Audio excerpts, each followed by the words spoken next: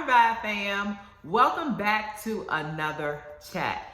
Today we will be talking about a word from God that hits to what he's been sharing with us in this past several weeks about walking in purpose, about being obedient to his instructions.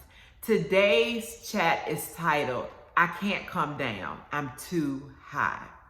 Now, before we jump into today's word, I want to say to all of our A1 Day 1 listeners, thank you so much for all of your support, all of your prayers as we continue on this journey together as a family, as Revive Ministries. Your support, your prayers are greatly appreciated, and I'm so excited to see what God is going to do in the upcoming future for Revive Ministries. So I just wanted to say that thank you to all of our family members. And if you are new to this channel, if this is your first time joining us, welcome to the Revive Ministries family. Welcome to our family. You're no longer a stranger. You're a part of our family, and we'd like for you to join our family. Go ahead, like, share, and subscribe to our channel so that you can become a part of our family and that you don't miss out on anything that God shares with me to share with you to next level you in your relationship with him. So family, today's chat, I cannot come down, I'm too high. So let me first say this. Today's chat all of the chats are special. But today's chat is really special because I'm dedicating this to my parents, to my mother and my father, who are both in heaven with God. So this chat is for them. And I dedicated this chat to them because yesterday was my mom's birthday. But this chat, this video, the title, everything God shared with me reminded me so much of them and me as a child, and even growing up, seeing their walk, their personal walk with God. They never came down. And their lives were examples of not coming down, but remaining focused and obedient to what God instructed them to do. So this video is dedicated to my parents. So let's go ahead and jump on into today's chat. I can't come down, I'm too high. So as we start on this, I want you to say that. I can't come down, I'm too high. And when we're talking about too high, we're meaning that we can't come down from where God has positioned us. We're too high up now. God has placed us on a level where we can't go back to what we were used to doing. Have you ever experienced or been in a position where you were working on a project, or you were on the job and you were trying to get an assignment done, something you were doing? Maybe you are an athlete in training, or maybe you have a hobby or something you're doing that you're trying to finish, you're trying to complete, and you know you have to get it done.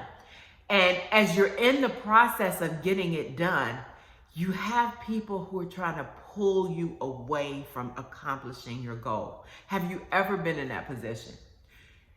You're all in. You know what you need to get done, but there are just other distractions trying to pull you away from accomplishing your goal. That's what today's chat is about. I can't come down, I'm too high. So we're going to talk about Nehemiah today. And I'm not going to read every single chapter in Nehemiah. I'm going to skip around, but I encourage you to go and read the book of Nehemiah for yourself. So, like I previously said, over the past few weeks, God has been leading us into understanding the position that he's placed us in. And when I say the position that he's placed us in, I mean that God already has a plan for your life. He already knows where you're supposed to be, what you're supposed to be doing. So we're in that process now where we're being obedient and we're following each and every step, each instruction that he gives us. We're being very intentional about obeying God's instruction, because we know with each instruction that we follow, with each instruction that we complete, it takes us to the next instruction. And as you go through that phase, as you go from phase to phase, from level to level, it gets you closer to, and you get to experience everything on the journey and the plan that God has for your life. So that's where God has had us over the past few weeks, about being obedient, following his instructions, walking in the plan that he has for you. And this word also, it correlates with this week's post about everyone not being able to go with you on your next level. So we know that I shared earlier this week about how God gave me this vision of this man running. And as he was running, he started off with like a whole group of people. But as he ran his race, as he continued his journey on the race, I began to see people dropping off. And once he got to a certain point to the end, there were only a few people who were beside him. Everyone who started with him at the beginning, they weren't with him at the end. So this somewhat correlates, this message correlates to even understanding that everyone can't go with you. Everyone doesn't have your best interest at heart. So let's go ahead and jump in. I can't come down. I'm too high.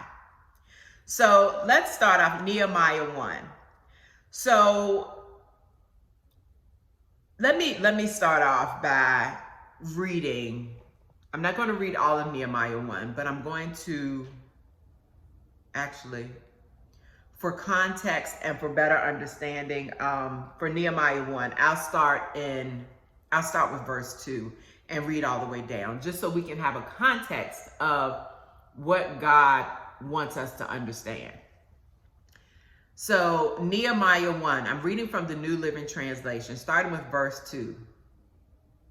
Hanani, one of my brothers, this is Nehemiah talking. Hanani, one of my brothers, came to visit me with some other men who had just arrived from Judah.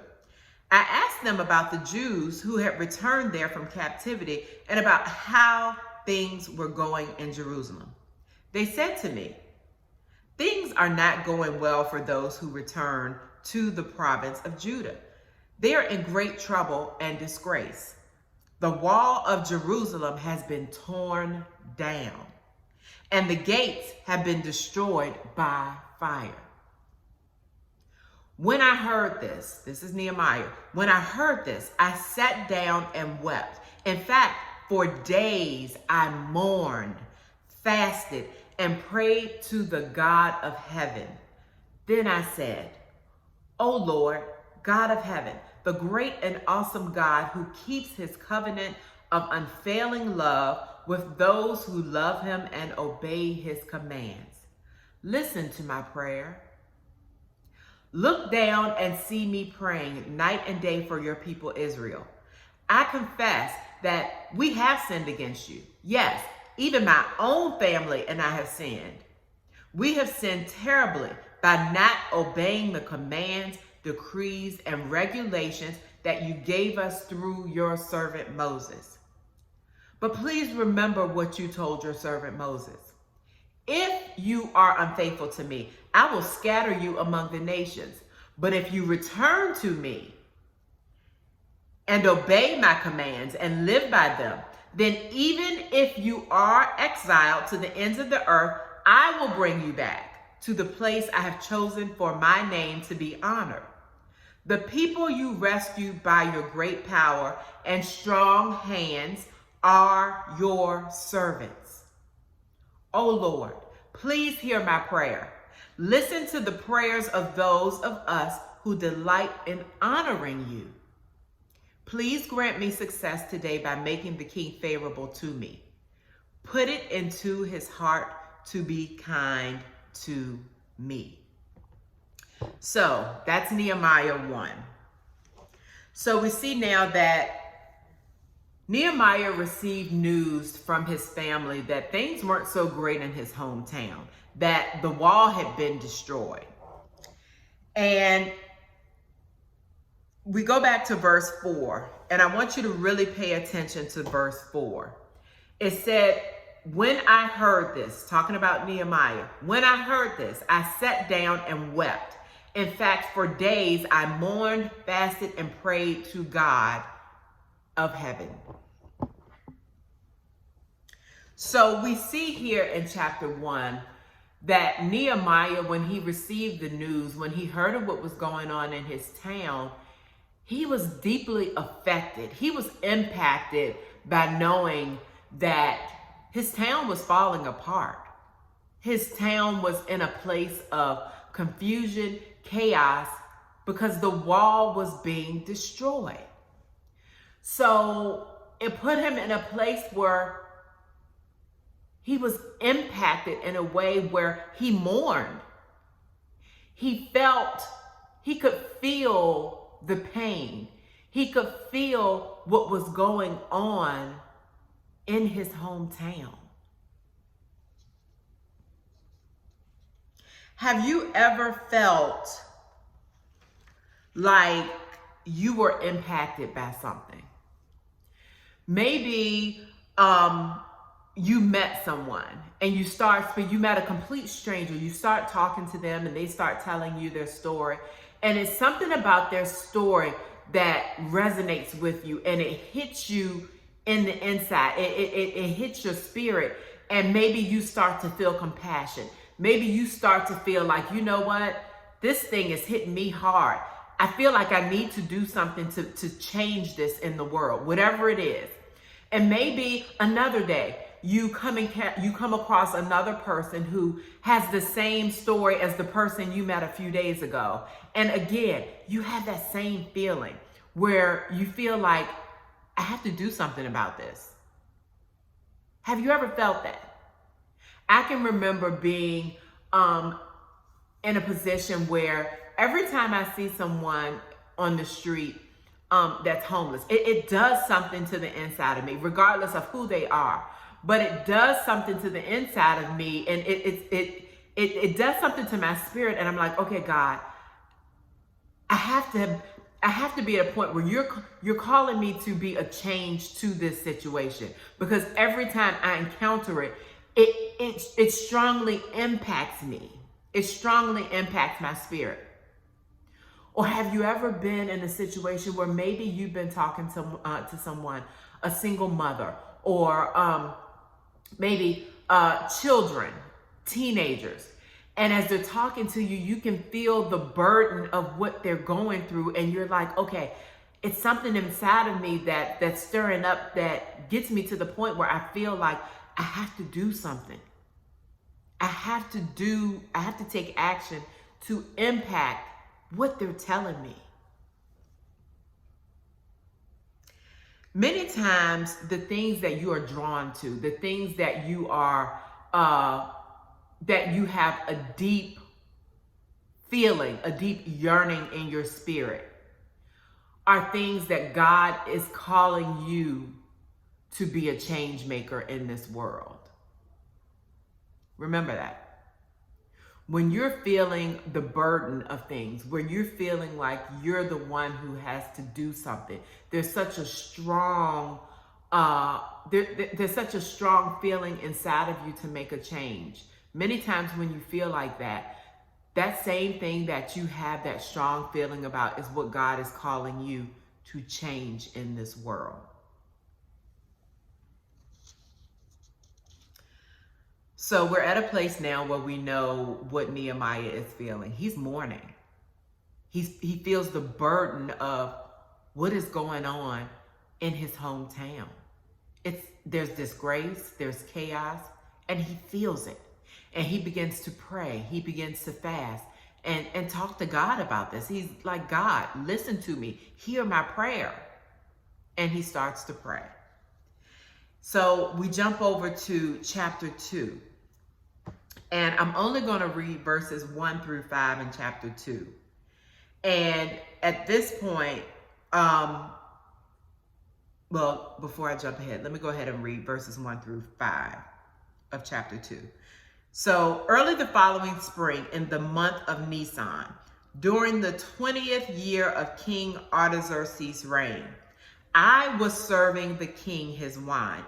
Nehemiah is still talking. So Nehemiah is saying he was serving the king his wine. And I want you to think about this before we continue.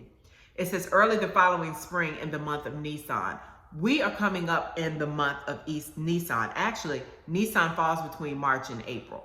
So we're in that time frame. So keep that in mind as we're talking about Nehemiah, because I'll backtrack to that later on in this chat. So all of this is occurring for Nehemiah in the month of Nisan. So he was serving the king his wine. And he says, I had never before appeared sad in his presence. So the king asked me, why are you looking so sad? You don't look sick to me. You must be deeply troubled. Then I was terrified, but I replied, long live the king. How can I not be sad?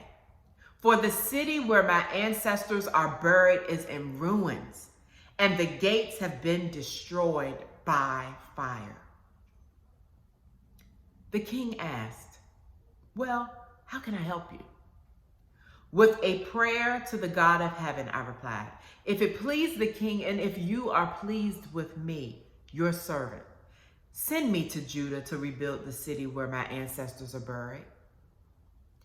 So at this point, I want you, you don't have to turn back to Nehemiah 1, but go back, if you look back at what we discussed in chapter 1. So in chapter 1 is when Nehemiah found out about what was happening to the city where he came from. And initially, chapter 1 occurs in Kislev, which is the late autumn. So when Nehemiah found out about what was going on in his city, it was late autumn. And that's when he began to fast and pray and mourn. But he also, a part of his prayer to God, he asked that, he said, please grant me access today by making the king favorable to me. Put it into his heart to be kind to me. So that was Nehemiah's prayer back in late autumn. Now fast forward to chapter 2, where we're in the month of Kislev, which is March and April. The king asked Nehemiah, what's wrong with you? I've never seen you sad before. So remember, in chapter 1, Nehemiah asked God to give him favor with the king. Chapter 2 is where he sees the favor, because the king starts asking him, what's wrong with you, Nehemiah? And then Nehemiah says, if it pleases the king, can I go back to my hometown where all of this destruction is going on? I need to go back. But do I have your permission to go back?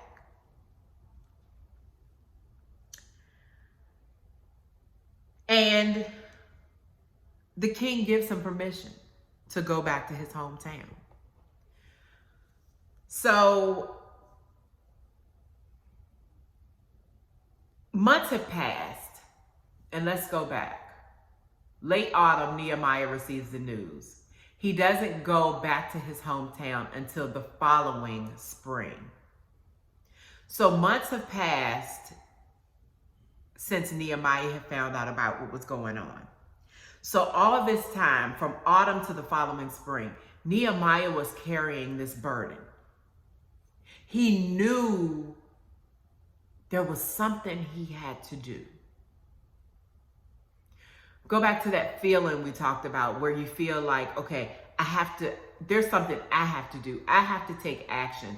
God, I know there's something inside of me that you've placed, because I have this strong urge that I need to go back and help.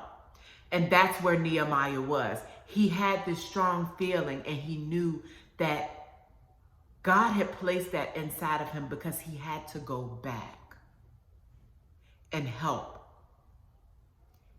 his country. There was something there that God needed him to do.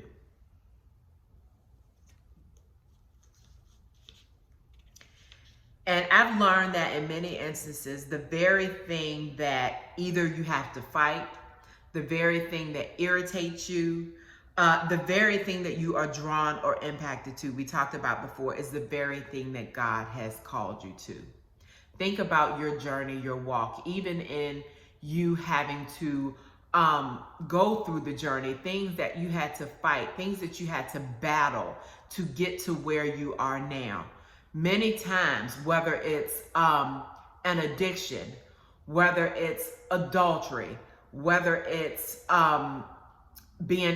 whether it's over drinking, whether it's using drugs, whatever it is, whatever it is, whether it's an insecurity, whether it's brokenness, whether it's going through divorce, whether it's being a single parent, whatever you had to go through in your wilderness season, whatever you had to fight to get to where you are now, many times that is what God is calling you to.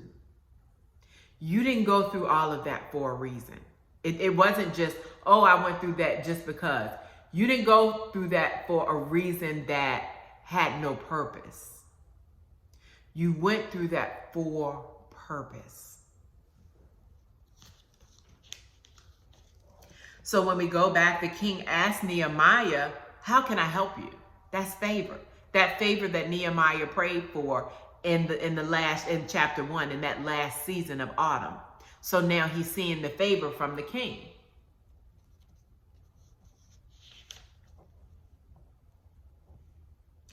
So the king gives him favor and says, sure, go ahead. And he also, Nehemiah asked the king, okay, well, as I'm going, can you give me protection? The king is like, hey, whatever you need, I got you. So go ahead and do what you need to do. And that's exactly what Nehemiah did. So he started his trip. And I want to start reading verse 9 through 12.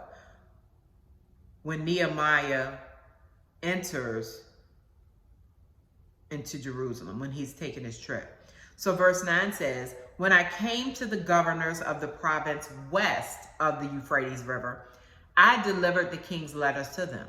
The king, I should add, has sent along army officers and horsemen to protect me. But when Sanballat, the Horonite, and Tobiah, the Ammonite, official heard of my arrival, they were very displeased that someone had come to help the people of Israel. So let's skip over, verse 11. So I arrived in Jerusalem 3 days later. I slipped out during the night, taking only a few others with me. I had not told anyone about the plans God had put in my heart for Jerusalem. We took no pack animals with us except the donkey I was riding. Verse 13, after dark, I went out through the valley gate, past the jackal's well, and over to the dung gate to inspect the broken walls and burned gates. Then I went to the fountain gate and to the king's pool, but my donkey couldn't get through the rubble. So though it was still dark, I went up the Kidron Valley, instead inspecting the wall before I turned back and entered again at the valley gate. The city officials didn't know I had been out there or what I was doing, for I had not yet said anything to anyone about my plans. He's keeping quiet. He's not letting people know the plan that God has given him. I had not yet spoken to the Jewish leaders, the priests, the nobles, the officials, or anyone else in the administration. But now I said to them, you know very well what trouble we are in. You know what's going on. Jerusalem lies in ruins, and its gates have been destroyed by fire. Let us rebuild the wall of Jerusalem and end this disgrace. Then I told them about how the gracious hand of God had been on me and about my conversation with the king. They replied at once, "Yes, let's rebuild the wall." So they began the good work. But when Sanballat, Tobiah, and Geshem, the Arab, heard of our plan, they scoffed contemptuously. "What are you doing? Are you rebelling against the king?" they asked. I replied, "The God of heaven will help us succeed. We, his servants, will start rebuilding this wall, but you have no share, legal right, or historic claim in Jerusalem." So that's what Nehemiah is saying to Sanballat. So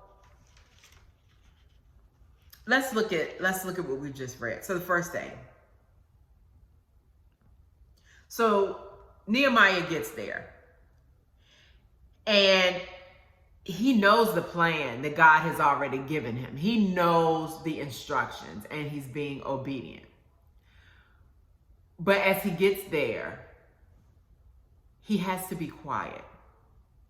He can't come running into Jerusalem telling everybody, "Oh, God said we're going to do this. This is what I'm going to do. This is what he shared." He didn't do that.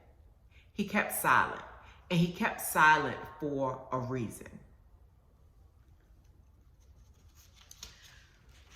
When God gives you something, a plan, an idea, a strategy, there are times when you have to keep it to yourself.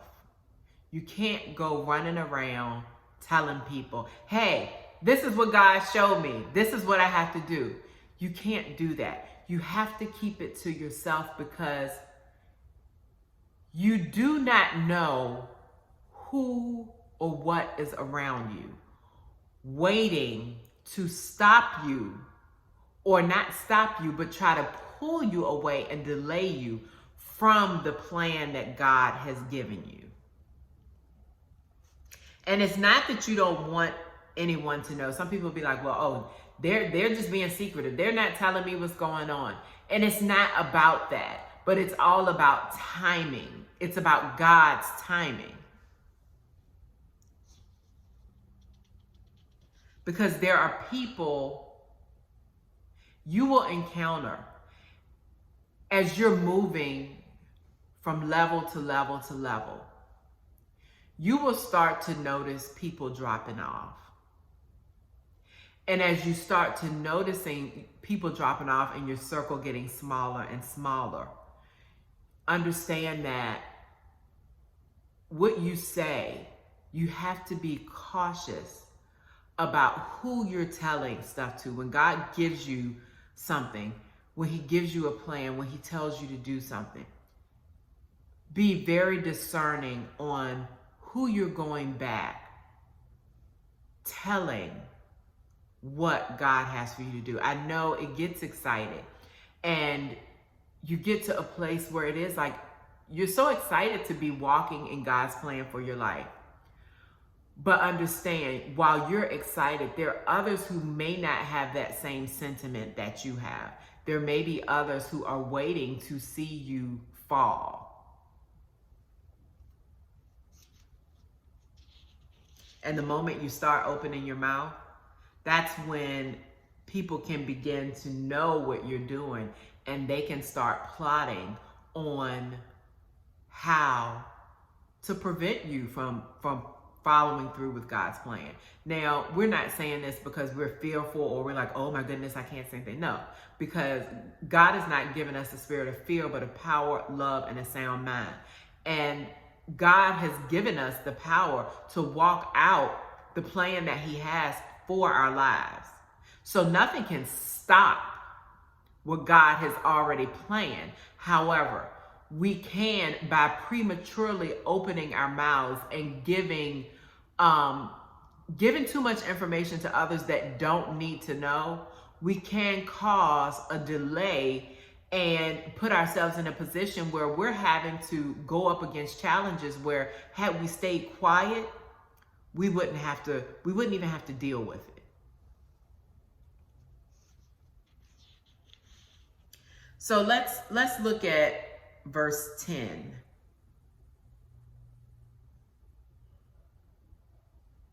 In chapter 2. So it says, but when Sanballat, so this is what Nehemiah is coming, he's entering into the city, and it says, but when Sanballat, the Horonite, and Tobiah, the Ammonite official, heard of my arrival, they were very displeased that someone had come to help the people of Israel. Nehemiah is just coming to help. He's following God's instructions. And here we have Sanballat and Tobiah, who are very upset that someone is coming to help.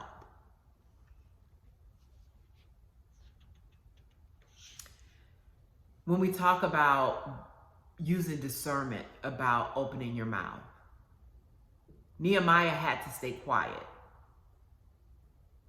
He couldn't just rush into Jerusalem telling everybody, hey, this is what God showed me. This is what I'm getting ready to do. I'm going to do A, B, C, D, and then I'm going to go over here and I'm going to do this, and then I'm going to do this.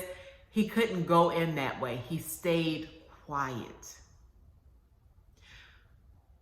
Because you think about it, when he arrived, he already had 2 individuals who were displeased that he had came on the scene.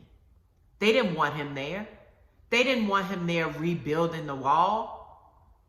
They were okay with the confusion. They were okay with the chaos. They were okay with the destruction. And then here Nehemiah comes in and they're like, hold on, that's messing up our plan. We don't want this wall to be rebuilt. We're torn this down.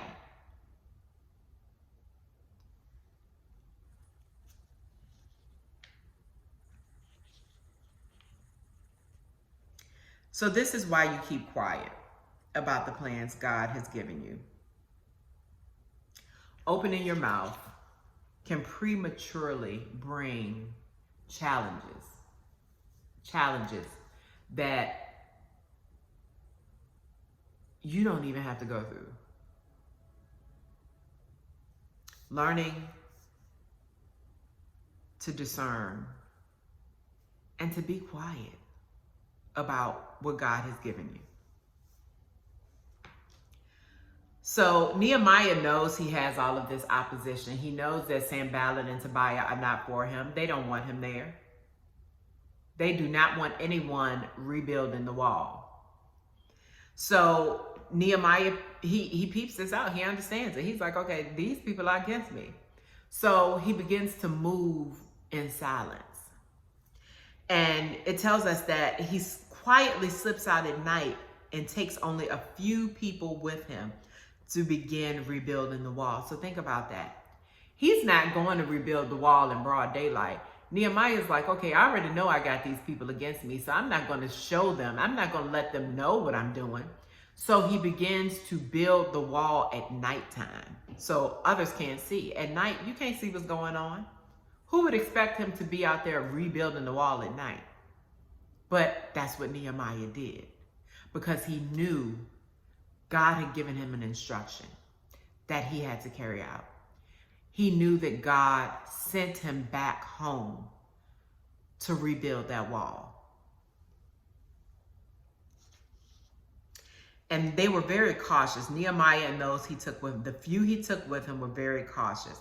And verse 13 tells us that after dark, Nehemiah went out to inspect broken walls and buried gates. So he did everything at night when no one would expect anything to be going on at the wall. They're thinking nighttime, people are asleep.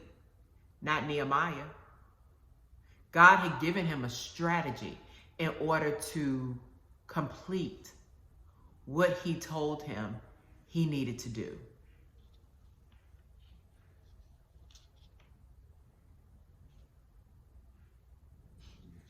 So we've talked about staying silent, not letting everybody know what you're doing, moving in silence. Now let's talk about timing. You have to move when the time is right when it comes to following God's instructions. When he tells you to do something, you do it right then. Timing is everything. That's one thing I've learned. When it comes to following God's instructions, timing is everything. If he gives you an instruction to move and you're sitting there procrastinating, waiting, thinking. He's like, no, I need you to move. You will know when it's a sense of urgency to move and to do something. I shared with you all before when it came to me moving, God giving me instructions to move to Texas. When he told me to move, his instructions were, if you don't move now, you will never have another chance. That was enough for me. And it put the fear of God in me to say, even though I didn't understand, I didn't know how it was going to happen. Oh, but I was getting out of Virginia. Because of that one instruction he gave me. If you don't move now, you won't get another chance. I didn't want to be left behind. I didn't want to be stuck in a place where God did not intend for me to be in. So no one knew of the plan God gave to Nehemiah. But after assessing the situation, Nehemiah goes to the Jewish leaders, the priests, the nobles, and the officials, and he says to them, you know very well what trouble we're in. So there was a timing of when he went back to the nobles, the priests, the Jewish leaders. He didn't run up in the city telling people, all right, this is what I'm doing. He didn't go to the Jewish leaders, the nobles, the priests, telling them, all right, we need to rebuild this city. He didn't do that. He took a layout of the land at night to see, okay, what's going on? What needs to be done? Okay, God, how are we going to do this? It wasn't until after he scouted out things that he went to the Jewish leaders and the priests and the nobles to say, hey, we need to rebuild this wall. And when he approached them in the right timing, they agreed. Had he been outside of timing, outside of God's timing, there could have been a chance where maybe they didn't, maybe when they heard it, they may have been like, you know what, Nehemiah, we don't know about this. It's too much going on. And Sanballat and Tobiah are, they're against us and it's just too much. But when he approached them, they agreed.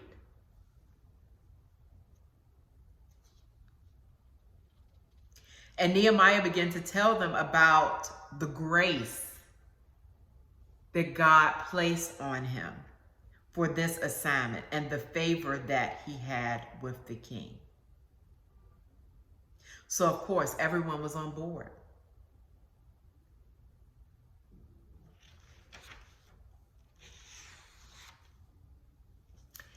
So here we have everybody on board. We're building the wall. We are rebuilding the wall, and we have a plan. So everybody's on board except for Sanballat and Tobiah. They're still opposing rebuilding the wall. And now that the plan was out, and Sanballat, Tobiah, and Geshem heard about the plan to rebuild the wall, they ridiculed and made fun of the plan. They mocked Nehemiah. That was their way of dealing with it. Oh, you think you go rebuild this wall? Yeah, watch him rebuild the wall. Oh, yeah, right, that won't happen. So they mocked him. They laughed at him. But Nehemiah knew what God sent him to do.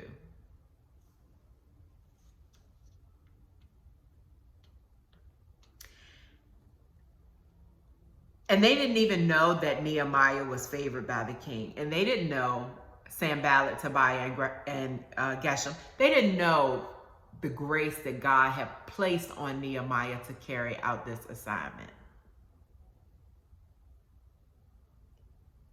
Because remember the king, when we talk about favor, he didn't just have favor with God, he had favor with the king. That's why he was able to leave where he was and go back home and help, because the king was like, you know what can I do to help you?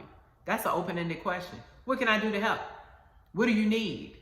Whatever you need, I got you. So he was favored by God. God gave him grace for this assignment, and he was favored by the king.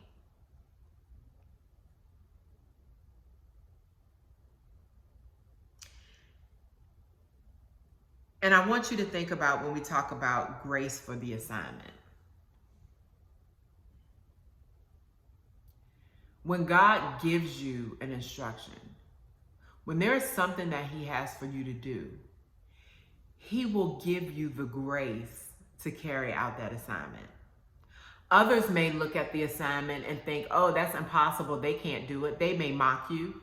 They may laugh. They may ridicule you. They may sit there and think, you know what? They'll never get that done. They don't have the finances to do it. They're thinking too big. How can they get that done? They don't have the people to get that done. They don't have the education to get that done. They don't have the resources to get that done. When God gives you grace on an assignment, it does not matter what you have. When you have his grace, that's all you need, because he sends people your way to help you to complete the assignment. Remember, when God says a certain thing will be done, oh, it's going to be done. It doesn't matter what the situation is. It doesn't matter what your circumstances look like. When God gives you the grace to carry out an assignment, it will be done.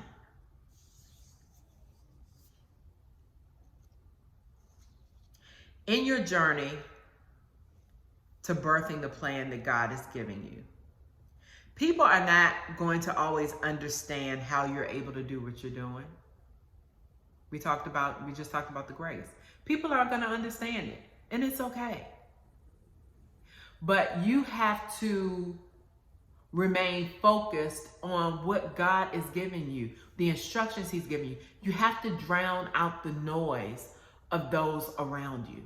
Because if you allow what other people are saying to get in your ear and to sit and to start taking up space in your head, when it comes to God's instructions, it'll be a challenge for you to follow out his instructions and to be obedient, because you're sitting there listening to what the naysayers are saying, where they're saying, I don't have the finances. They're saying, I don't have the backing. I don't have the resources. I don't have the education.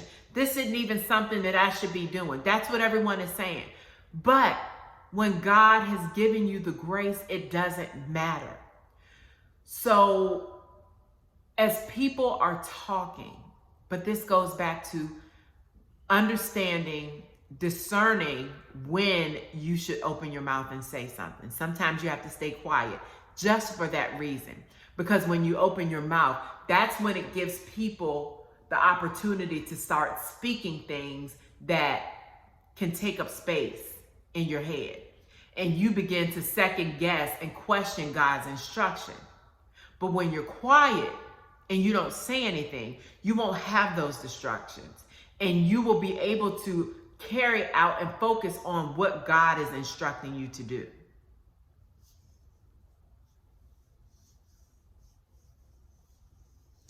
And I know we can be sometimes, well, I want to share it with them because they're close to me and I know they'll understand.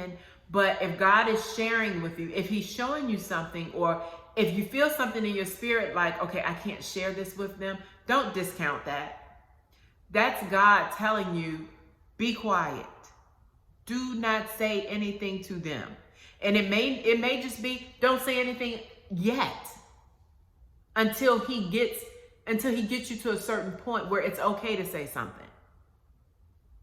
And the reason God he doesn't want you to not share because, oh, I want you to keep it secret. I don't want you telling them. It's not that. But God knows the hearts of every individual.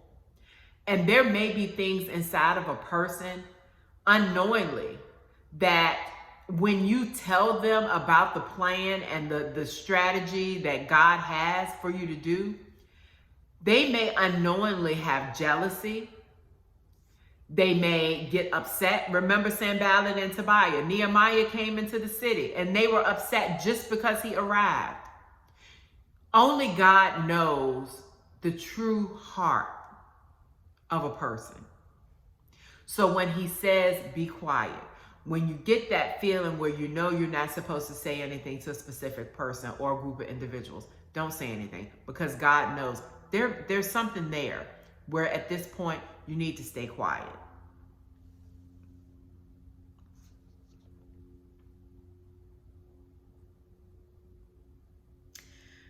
God will have already prepared the way for you to walk right into what he's given you to do. And think about Nehemiah. Even though he had opposition with Sanballat, Tobiah, and Geshem, even though he had opposition, God was still protecting him, and God was still guiding his steps to accomplish what he sent Nehemiah to do. God still made a way. And that's why you have to trust in God, even when you don't know what things will look like. When he's giving you instructions and you're like, God, I can't even see what you're doing right now. You're telling me to do this, but it doesn't align with what you told me to do. But God knows exactly what he's doing. He already has everything and everyone aligned for you to carry out the plan he's given you. Trust God. He knows exactly what he's doing. Trust God. So I want to jump into chapter 4.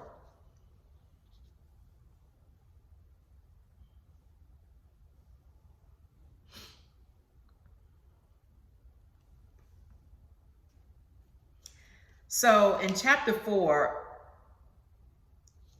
Sanballat, Tobiah, and Geshem begin to see God's plan unfold with Nehemiah rebuilding the wall. And they started getting upset. They started feeling some kind of way. They started becoming envious. And when people begin to see God's plan unfold in your life,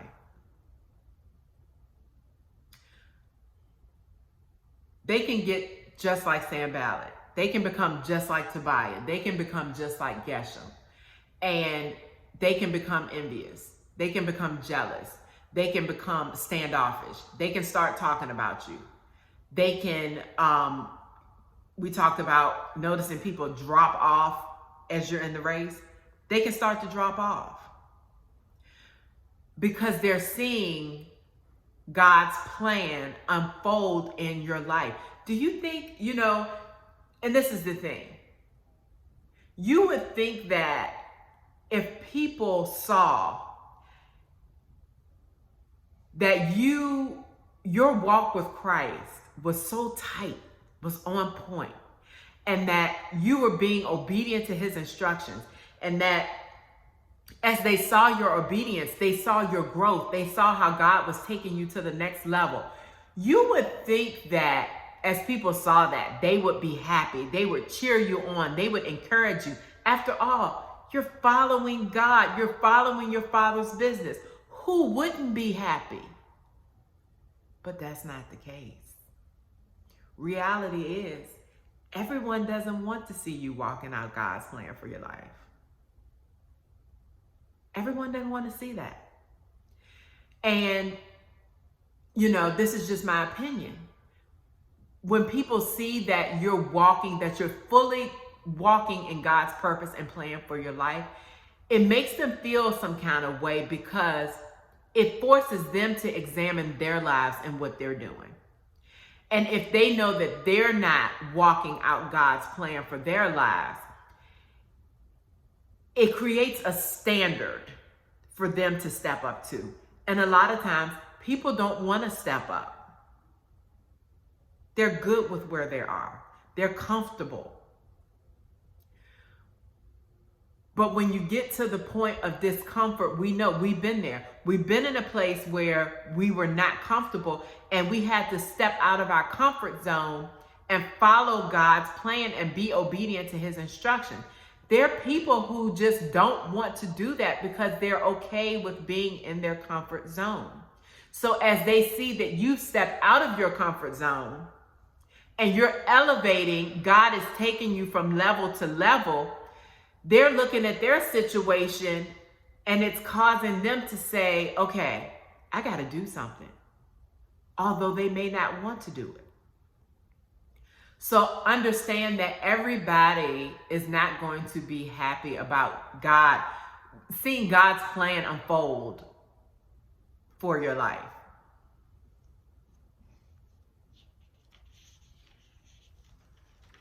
So let's take a look at chapter 4.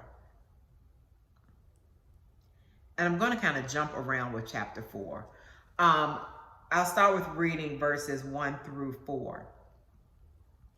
And this is talking about how Sanballat and the other enemies were opposing Nehemiah now that they saw the plan unfolding. So it says, Sanballat was very angry when he learned that we were rebuilding the wall.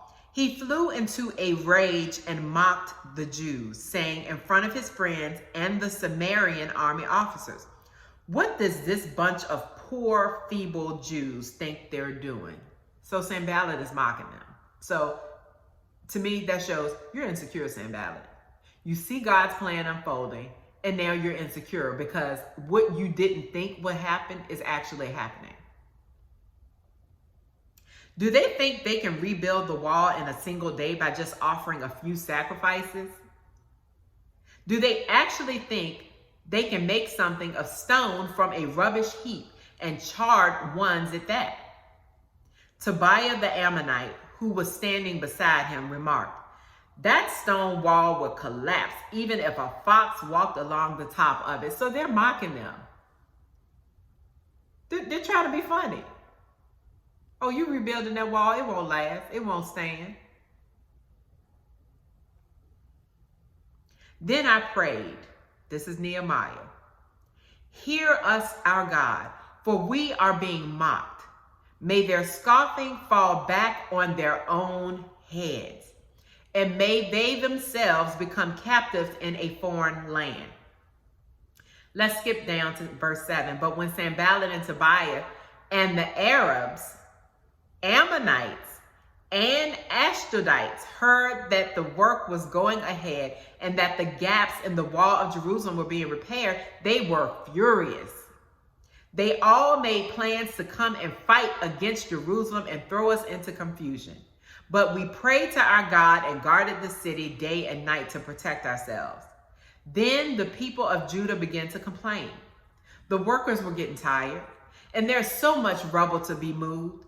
We will never be able to build the wall by ourselves. So they're saying, the workers are like, okay, we've done all this. It's too much. It's a lot. But meanwhile, our enemies were saying, before they knew what's happening, we will swoop down on them and kill them and end their work. Let me read that again. Meanwhile, our enemies were saying, so as Nehemiah and the others were building the wall, and the enemies saw that the wall was being built, the enemies were saying, before they know what's happening, we will swoop down on them and kill them and end their work.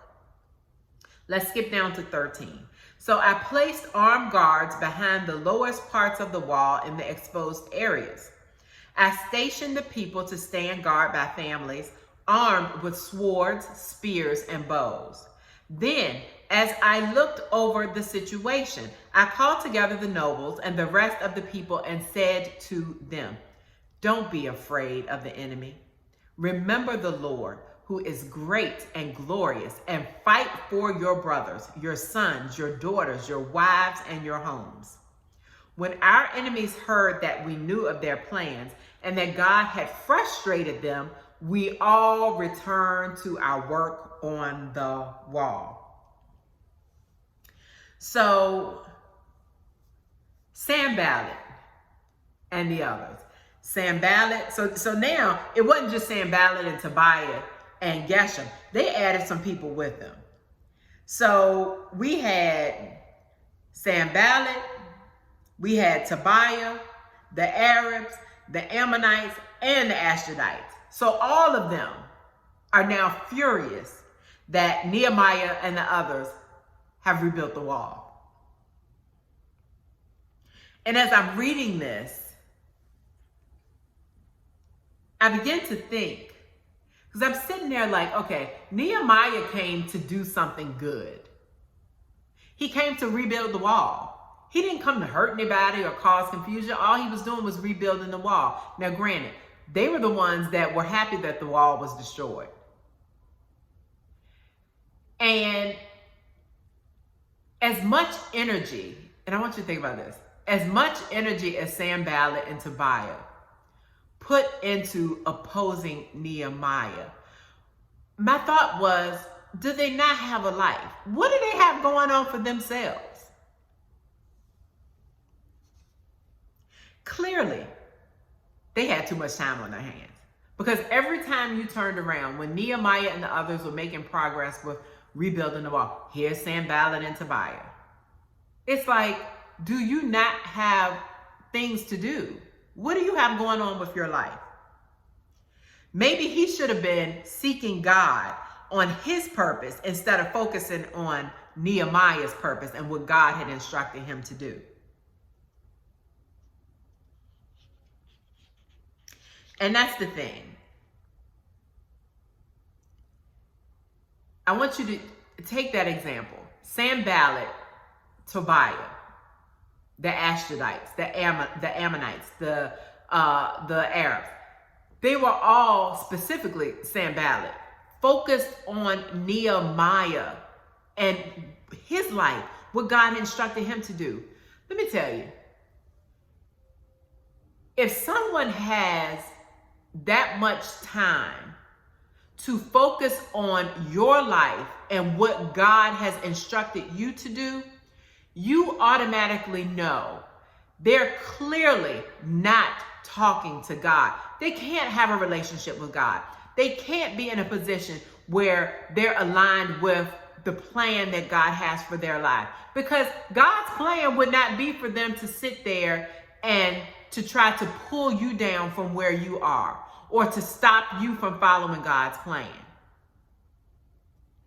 So just remember that as you're walking on this journey and you're being obedient, you're elevating and you're doing what God is instructing you to do, and you have those enemies, those distractions on the side, who are, every time you turn around, it's like they're there. It's like they're gnats. They're always around trying to cause distraction or to stop you or delay you from doing what you know you have to do. Just remember that. Clearly, they have too much time on their hands, and you know they're not aligned with what God has for their lives because they're so busy looking into your life. And that's the thing. People can miss out on the great things that God has for their specific lives because they're so focused on what you're doing. They're so focused on what everybody else is doing. And if you're watching this and maybe you are one who you find you like, okay, I think I have been putting a little too much time into what others are doing, that I can't focus on what I have to do. Okay, if that's where you are now, change it at this moment and start focusing on what God has for you to do because He has a great plan for your life as well. You don't have to try to bring others down. God has great things for you too, just like God has great things for others.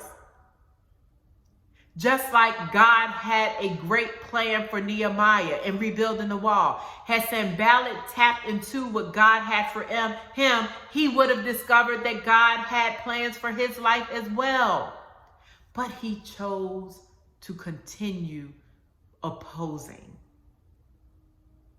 He chose that. That was his choice.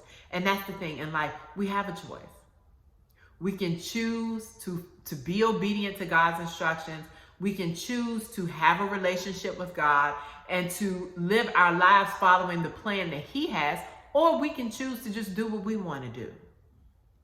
And that's the choice that Sanballat made. Sanballat chose to oppose the plan that God had for Nehemiah. And Nehemiah chose to be obedient to God's instructions. It's a choice.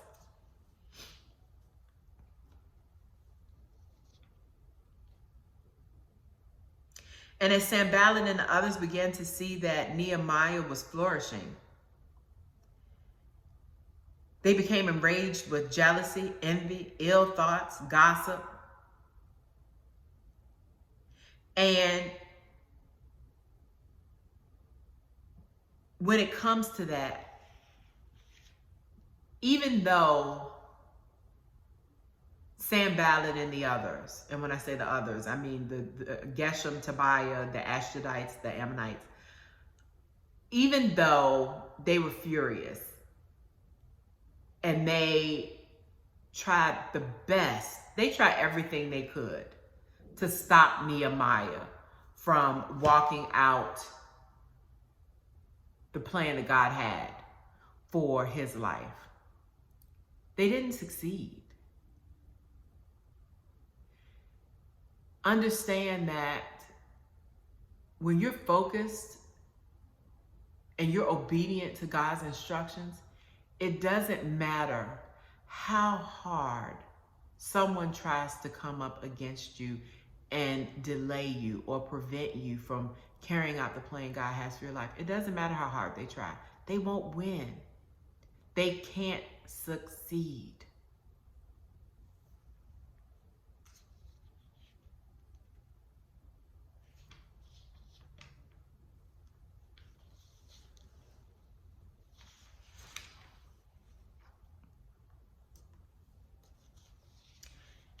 And as I was reading, this is another thing that I noticed. We're talking about your enemies, your opposition. Look at this story. And you'll notice that in this situation, Nehemiah knew what he had to do. But when he had opposition, when he first came back to the city, he had opposition by Sanballat and Tobias. Then it grew from just Sanballat and Tobias to Sanballat, Tobias, and Geshem. Then it grew from Sanballat, Tobias, Geshem to Sanballat, Tobias, Geshem, the Ashdodites, the Ammonites, the Arabs. So the pool of enemies began to grow. As Nehemiah pursued God and was all in to following God's instructions, and as Nehemiah elevated to the next level and rebuilding the wall, it started with nothing and people began to see, it's happening. As he began to get to that point where the wall was being rebuilt, you see that there were extra enemies added on. We started with just Sanballat and Tobiah. But as Nehemiah elevated and as he got closer and closer to reaching the goal, more opposition came. When you're following God's instructions, and as you go from level to level, and the closer you get to accomplishing whatever it is that God has called you to do, each level, there's always going to be a stronger opposition at each level you move to. And think about it. In this situation with Nehemiah, how opposition can travel in packs. It doesn't just have to be one person. It can be multiple people. And in this situation, it was. It started with 2 and led to about 5 groups of people. Had Nehemiah not, think about this. Had Nehemiah not built the wall, had he got there and the plan, maybe he didn't follow God's instructions to a T, or he didn't listen to God's timing. And maybe there were delays or distractions or things that happened in trying to get the wall rebuilt. And Sanballat and Tobias saw that, this didn't happen. And he came in here saying he's doing all this and it's not happening. Had that been the case, there could have been a chance maybe that His only opposition would have just been Sanballat and Tobiah, because at that point they wouldn't have been intimidated, they wouldn't have been threatened, because they wouldn't have seen that the wall was actually being rebuilt. But when they saw that what they feared was actually happening, that's when others joined. So as you're elevating to the next level, be prepared to see more opposition. But understand that even in that, it doesn't matter. God's plan will be done. And God protects you. He makes provision, and he already has a way prepared for you to do what it is that he needs you to do. So it doesn't matter how much opposition you have. You're going to win.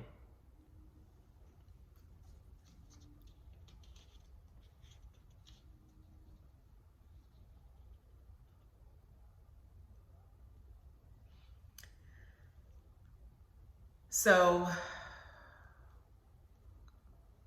Nehemiah is at a place now. They see the wall. It's rebuilt. The opposition is stronger. And even though the opposition is strong, Nehemiah still understands that God placed me here. I'm here because this is where I need to be. And he understood that God gave him this plan to carry out. And if we go back to Nehemiah 4:4, as Nehemiah begins to see this increased opposition, he prays and he says, "Hear us, our God, for we are being mocked. May their scoffing fall back on their own heads, and may they themselves become captives in a foreign land." So Nehemiah continues to rebuild, and he's praying to God, okay, God, let what they're doing, everything they're doing, the mocking, the laughing, the joking, everything they're doing to try to stop us, let it fall back on them, let it backfire.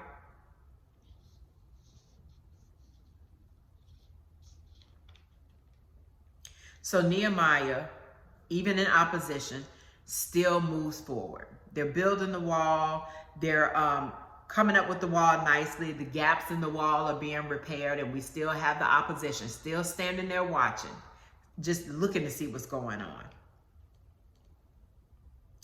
So because of what they're seeing, the opposition, they're seeing everything that they didn't want to happen unfold. So they begin to plot. And they begin to plot to fight against Jerusalem and to throw them into confusion. So they're sitting here trying to make everyone that's building the wall, they're trying to get them to a place where they're at each other, where they're not united, where they're not on one accord, so that they can all just fall out and the wall won't be rebuilt. But remember Nehemiah's prayer when he said, "May their scoffing fall back on their own heads."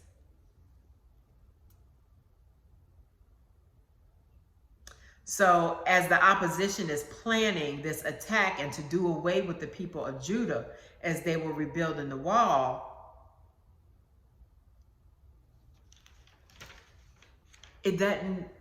their plan doesn't fall through. They were planning to do things to stop Nehemiah, but it didn't work.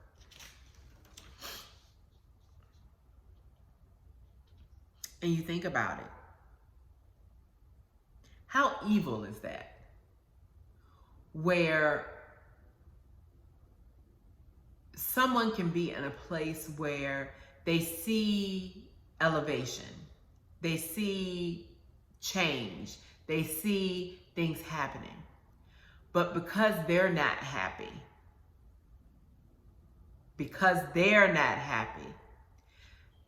they don't want others to be happy.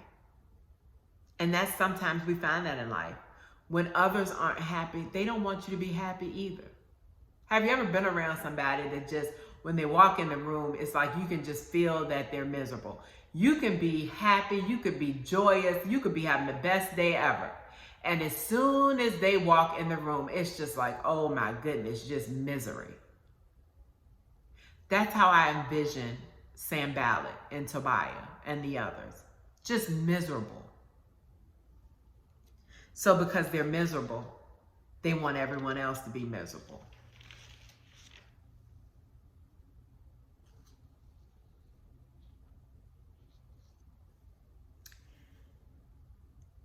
And have you ever been in a situation where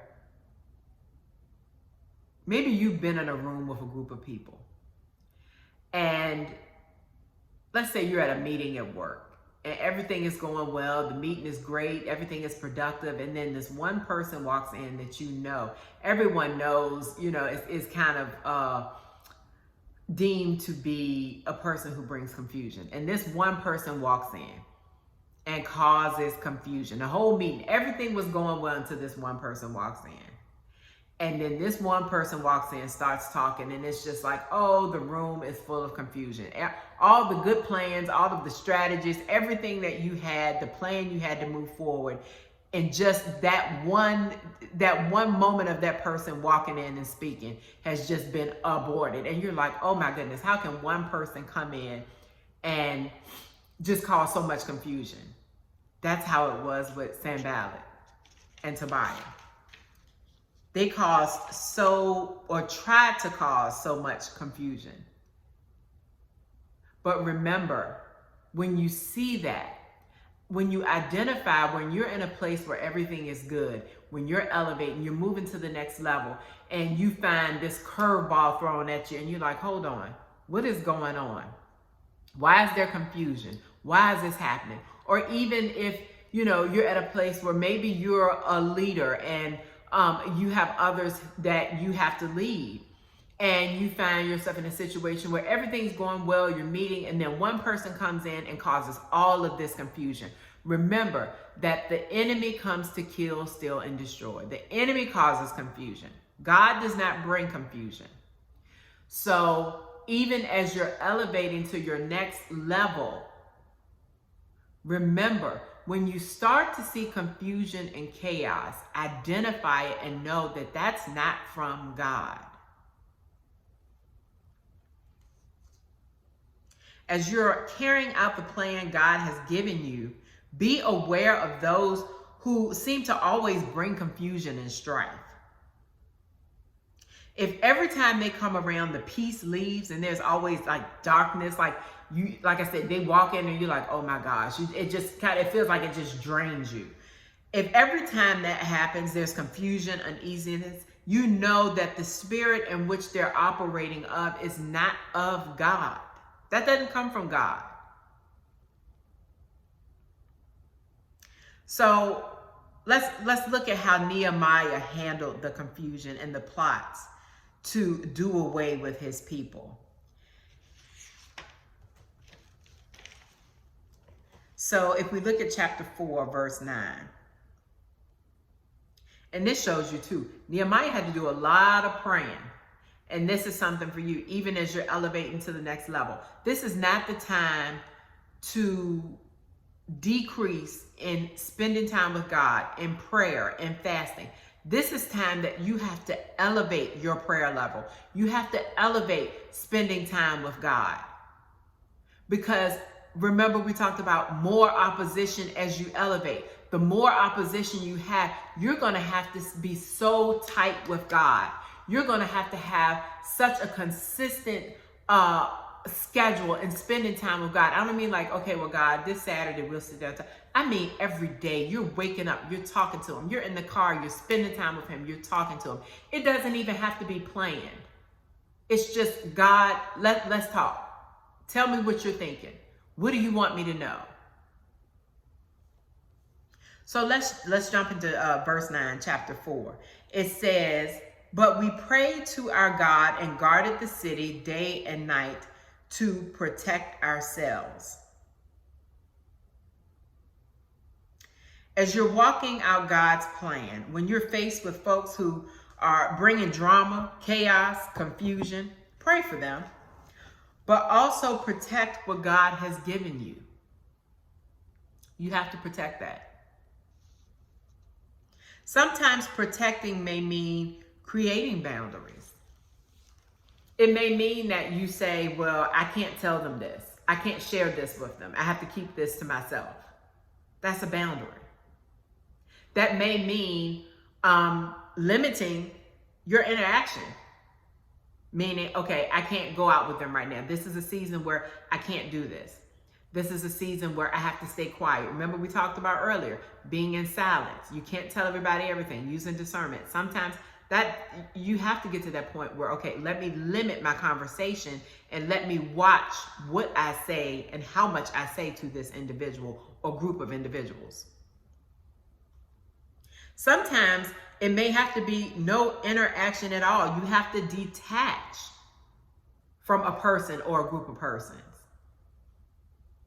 But you have to protect what God has given you. Go back to Nehemiah. When he came into the city, he was protecting the instruction that God gave him. He didn't walk into the city rumbling on and yelling and screaming, telling everybody what he was doing. He protected it by being silent. And we see in chapter 4 that, Sanballat and the others they're sitting there plotting against Nehemiah and thinking that Nehemiah and his people have no idea what they're planning to do. And I'm like, God has given him the grace to do this. So if you know that when you're going up against Nehemiah, you're actually going up against God, Sanballat. It's like, understand that. And in your walk, in your journey, as you're walking out God's plan for your life, as you're being obedient, understand this, that when people are coming up against you, they're not just coming up against you, they're coming up against God. And they have to be very careful on how they move when it comes to you. Because God doesn't play about you. God doesn't play. You're being obedient. You've given him your heart. You've laid down your life for him. And God is not going to let anybody mess over you. So he will protect you, just like he protected Nehemiah.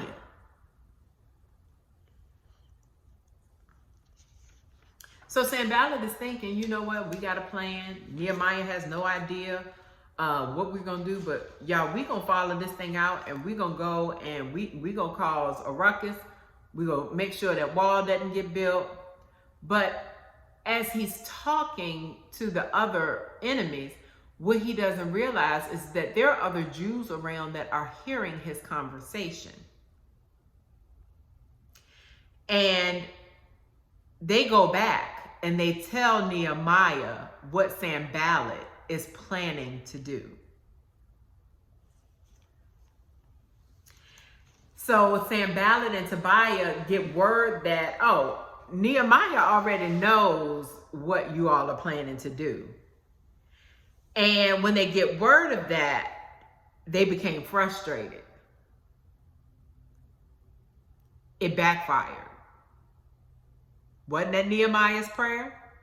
Nehemiah's prayer was, may their scoffing fall back on their own heads, meaning let it backfire on them. And that's exactly what happened. Sanballat, Tobiah, the Ashdodites, the Ammonites, the Arabs, they became frustrated. They were sitting there plotting and scheming against Nehemiah and the others. But they became frustrated. They wanted to cause confusion between Nehemiah and the others building the wall. But it backfired, and Sanballat and Tobiah and the others became in a place of confusion. They found themselves in confusion. And as they were confused, Nehemiah and the other Jews were able to return and start rebuilding the wall. So can you imagine that? Somebody plotting. They're plotting against you. Oh, this is what we're going to do. But you get word of it. And you're like, oh, okay. But you've already prayed to God to handle the situation. God, you protect us and you take care of them. Whatever they have planned for us, let it backfire and let it hit them. And that's exactly what happened in this situation. And that's what God will have. That's what he will allow to happen for you. The same ones that are trying to plot and plan for your demise, for you to fail, it will backfire on them. And they're sitting there in the same mess that they planned for you. It brings me back to with Esther and Mordecai, how Haman tried to plan the demise of Mordecai. And that same plan that he tried to have taken through for Mordecai to be taken out is what happened to him. He tried to plan for Mordecai's demise. And what he didn't know is God turned that thing around and he ended up, what he planned was actually his demise.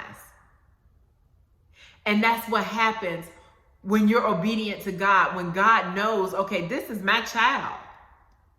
I've given instructions for my child and they're following my instructions. They're doing what I'm asking. But you're standing here trying to stop them from doing what I've instructed them to do, the plan that I have for them. You're going to try to come against them, which means you're coming against me. And God's not going to have that happen. It will backfire every single time.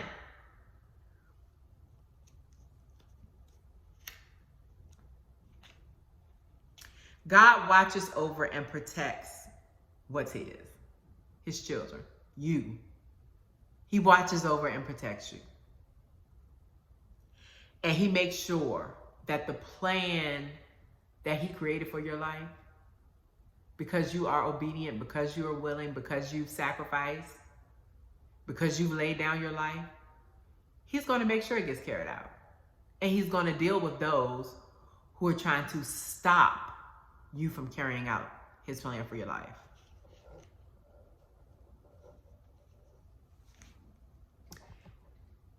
You all didn't intend on being this long, but we're almost done. But this is the part that I really want you to catch. So we're going to skip over to Nehemiah 6.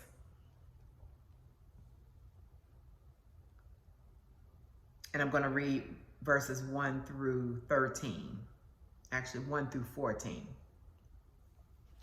And this part, this is the victory right here.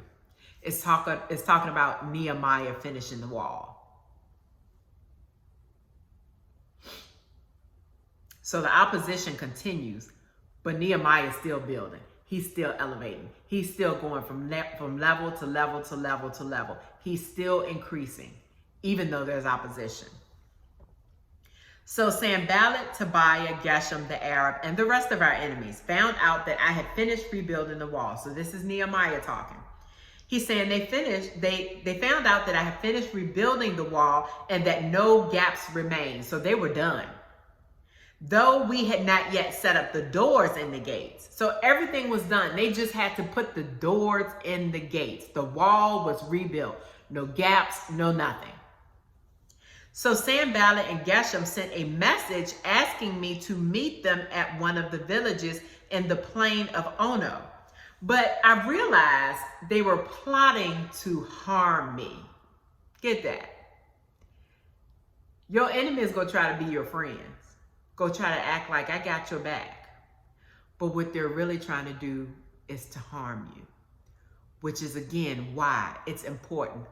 When you got that feeling in your spirit that it's like, okay, I can't tell them, or I can't go with them, or I can't do this, listen to it. Listen to it. So Nehemiah had that feeling. I realized they were plotting to harm me. They asked me to come with them, but they didn't want me. They wanted to harm me. So I replied by sending this message to them. I am engaged in a great work, so I can't come. And let me read, I want to take you to the Amplified version of this verse. The Amplified version says, I am doing a great work and cannot come down. Why should I stop working to come and meet with you? Why should I stop? And you're trying to plot against me. You're not my friend. You're against me. You were against me then, and now you're trying to pretend and act like you like me. You're trying to act like you're okay with me. Oh no, but God has already showed me. I'm already 10 steps ahead because God has showed me you're just trying to plot. You're trying to plot against me. So you want me to come out so you can destroy me. But I can't come down because I'm too high. Verse 4. 4 times they sent the message. And they sent the same message. And it says, each time I gave them the same reply. So every time they came to Nehemiah saying, hey, come and meet with us at one of the villages, he gave them the same response. I can't come down. I'm too high. I don't have time to play games with you. I got God's work to do. I have stuff to do. I'm not taking time to come down to your level. God has positioned me up here. He's moved me to another level. I am not coming down. Do you know what I had to get through to get to this level? I will not come down on your level. I don't do that anymore. So the 5th time they sent the message, Sanballat's servant came with an open letter in his hand, and this is what it said. So they already came 4 times, and Nehemiah said, you know what? I told you, I can't come down. I'm too high. So the 5th time, they came with another letter, and this is what the letter said. So they figured this time, well, he won't come and meet with us, so let's send him this letter. Let's try to shake things up a little bit.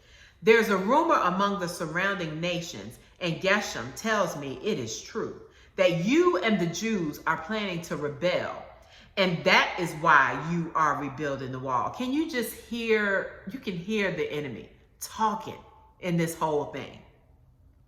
According to his reports, you plan to be their king. He also reports that you have appointed prophets in Jerusalem to proclaim about you. Look, there's already a king in Judah. You can be very sure that this report will get back to the king. So I suggest that you come and talk it over with me. So they're trying to force him, strong arm him into coming to meet with him. I replied, here's Nehemiah replying back to them, trying to strong arm him into meeting with them. Nehemiah says, there is no truth in any part of your story. Nehemiah's like, look, once again, God has shown me everything.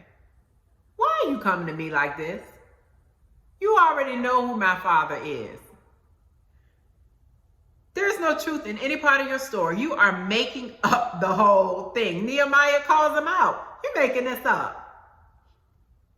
They were just trying to intimidate us, imagining that they could discourage us and stop the work. So I continued the work with even greater determination. Nehemiah's like, okay, so now I really see you're trying to play games. And because I see that I'm really, you're intimidated by what is going on, by the next level that God is taking me to. You're intimidated because you see that this wall is now up. You didn't think it was going to happen, but guess what? It happened. God made it happen. God did this. And now you're really intimidated. So guess what? That's going to cause me to work even harder. Because remember this, the enemy only attacks when he feels like that he's intimidated by you. When you're a threat, that's when you will really see him come full force towards you.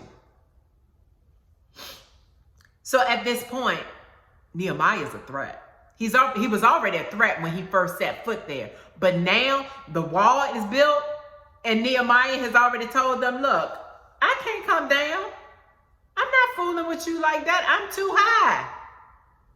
And they know Nehemiah isn't fooling with them. Nehemiah is about God's business. He's focused on what God has instructed him to do. Later, I went to visit Shemaiah, son of Delaiah, and grandson of Mehetabel, who was confined to his home. He said, "Let us meet together inside the temple of God and bolt the door shut. Your enemies are coming to do away with you tonight." But I replied, "Should someone in my position run from danger?" I love Nehemiah. I love his position. "Should someone in my position enter the temple to save his life? No, I won't do it." I realized that God had not spoken to him, but that he had uttered this prophecy against me because Tobiah and Sanballat had hired him. So Tobiah and Sanballat had hired this man to tell Nehemiah that people were coming against him and they were coming to do away with him. Isn't that just, I'm like, how evil can that be? How evil can that be? Nehemiah would not come and meet with you. Then you tried to send this letter saying that, oh, we hear that you're trying to be king and we're going to go. You're rebuilding the wall just so you can be king. And Nehemiah's like, try again. That's not going to work over here. So then they go and they hire someone to tell Nehemiah that someone that night is coming to take him out. Nehemiah's like, no, they're not. No, they're not. No one is coming to take me out. So it says verse 13, they were hoping to intimidate me and make me sin. They would be able to accuse and discredit me. So clearly, Nehemiah was a threat. He was a threat. Nehemiah finishes the wall. The only thing he had to do was set up the doors and the gates. And Sanballat, Tobiah, Geshem, and the other enemies found out that Nehemiah was done. The wall was up. What were they going to do at this point? They tried all they could, and they couldn't do anything to stop it. And of course, they were not happy. So they had to do all these different approaches to try to stop Nehemiah, to try to discredit him. And it didn't work. But you see how the devil tries to be slick? You see how he'll try one way. And when he sees he can't get you in that particular way, he'll try something else. He'll do something completely different to try to get you off track. And then when he sees that doesn't work, he'll try something else. He's going to keep on until he feels like he can get you. But the thing is, and this comes with having a relationship with God, spending time with him, and knowing who God really is. When you know God, you know his word, you hear his voice. When the enemy tries to come up against you, you will know that it's the enemy. The Holy Spirit will reveal to you the motives of a person. He will show you when something isn't right.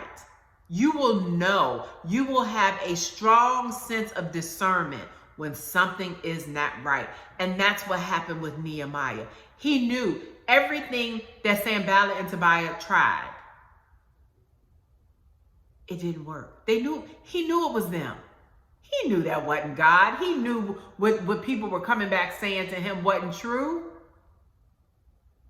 That's because God was with him. And remember at the beginning we said, God gave him the grace for this assignment. When God gives you the grace for something, God is going to watch out for you. He's going to protect you. He's going to be there with you every step of the way, even when opposition comes. He's there.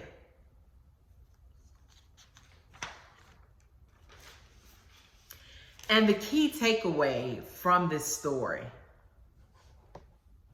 our title, I can't come down, I'm too high. I can't come down, I'm too high. Nehemiah 6:3. And I'm reading this from the Amplified version now. I am doing a great work. When Sanballat and Tobiah first asked Nehemiah, meet us. Come meet us at Ono. Meet us at the plain of Ono. Come and meet us. The first thing he said, I am doing a great work and cannot come down. In other words, I can't come down. I'm too high. Nehemiah was up on the wall. He's trying to complete everything, getting the doors and the gates. He's focused on God's plan, and he says, I'm not coming down to deal with your foolishness. I don't have time for that. I am not coming down to feed into your insecurities. You feel like I'm a threat? So you're trying to do away with me? I'm not coming down because you feel intimidated by me. I have work to do. I am not coming down to your level.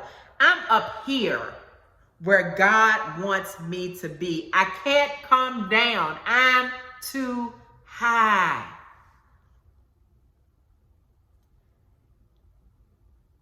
The word for you today. I can't come down. I'm too high. I want you to say it. I can't come down, and say it with an attitude. I can't come down. I'm too high. You know where God has elevated you to. You know where God has brought you from. You know the assignment that God has placed on your life. You know the grace that God has given you for your particular assignment. And you're focused. You're being obedient, even in the face of opposition. You're saying, I can't come down. I'm too high. Enemy, I can't come down. God has placed me here. I'm not coming down to fool with you. I'm not coming down to play pity pat with you. And God has me up here doing stuff that makes a difference. God has me here making a change. God has placed me here to share the love of Christ with others. God has placed me here to give people God's instructions on how to live an abundant life. I'm not coming down with you. I'm not doing it. There are more important things to do than to come down to your level. Only for you to try to bring me down back to where I was. I can't come down. I'm too high. In your walk, you will experience times when you may be encountered with people trying to pull you back down. It could be pull you back down because they see what God is doing in your life and they don't like it. So they're going to pull you back down to the old you. They may try to bring things around you or say things to pull you back down and to get you out of character. But you have to remain focused on God's instructions for your life. And you have to say, I can't come down. I'm too high. Look at where you started. That's enough right there to get you to the point to say, I can't come down. I'm too high. Look at where you started. Think about the steps you had to take. Think about as you walk through the wilderness, whether it was 1 year, 2 years, 5 years, 6 months, 3 months. Think about your season or your seasons of being in the wilderness and what you had to go through to get to where you are now. You don't have time to come down. God has next leveled you. And you don't have time to put yourself in an environment or in a position that can cause you to go back to where you were. You fought too hard. You've been through too much. And God has elevated you up here. You're at next level. You can't come down. I'm speaking this over you. You can't come down. You're too high. God has done so much for you. He's elevated you to another level. You cannot allow yourself to come down. You got work to do. God has so many plans for your life. Stay focused. Stay obedient. Drown out the noise of the naysayers. Focus on God. Focus on the assignment. You have the grace. You have the favor to complete the assignment.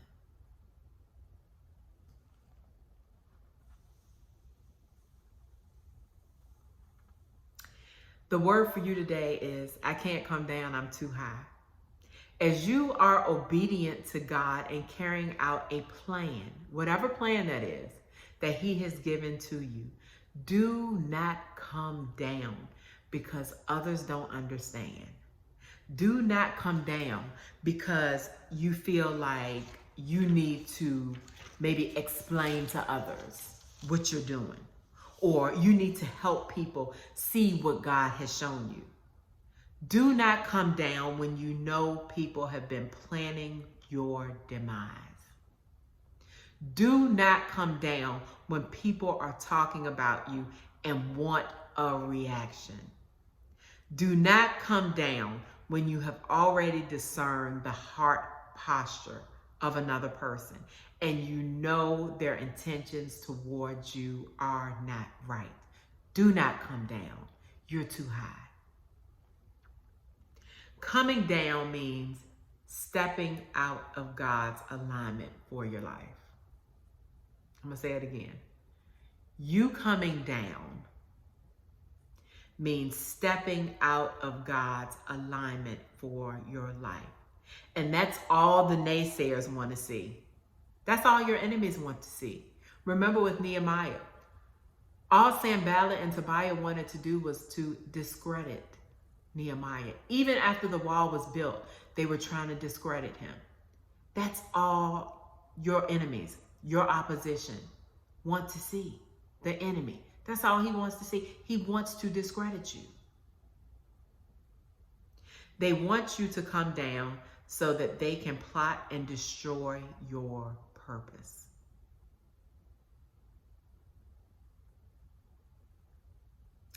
Think about Nehemiah. Had he come down from that wall and had he met with Sanballat and Tobiah, do you think he would have still been in a position where he was able to complete the wall? He was able to carry out his assignment? No. Because when they asked him to meet, the purpose of it was to destroy him. When they met with him, when they asked him the first time, come meet us in the plain of Ono, they were going to destroy him. So he wouldn't have been able to carry out and fulfill the plan God had for his life. That was an assignment. As you are walking out the plans, the ideas, and the strategies God has given you, let your stance be, I can't come down. I'm too high. Family, I pray that this word blessed you all. When God shared this with me several weeks ago, and just sitting with God and writing down what He was sharing with me, after I wrote this down, it took me to a different level. I can't come down, I'm too high. And it put me in a place where it helped me to understand, you know what? Stay focused on God and the assignment that He has for you. Others are going to talk. Others are going to say things. People are going to mock you. People are going to ridicule you. It doesn't matter. You can't come down to their level because God has already elevated you to another level. So family, I pray that this blessed you all. I loved you all, and I didn't mean, we're almost 2 hours in. I did not mean to keep us this long, but I had to share this with you the way God showed me, because He wants you to remember that you're too high up. He's already elevated you to another level. Your assignment, you understand the assignment, and you're walking in the assignment, you're doing it, you're following His instructions, and He's given you the grace to carry out this assignment. And because of it, you can't come down. This is a declaration. You can't come down because you're too high. So family, I love you all. And until next chat, be blessed.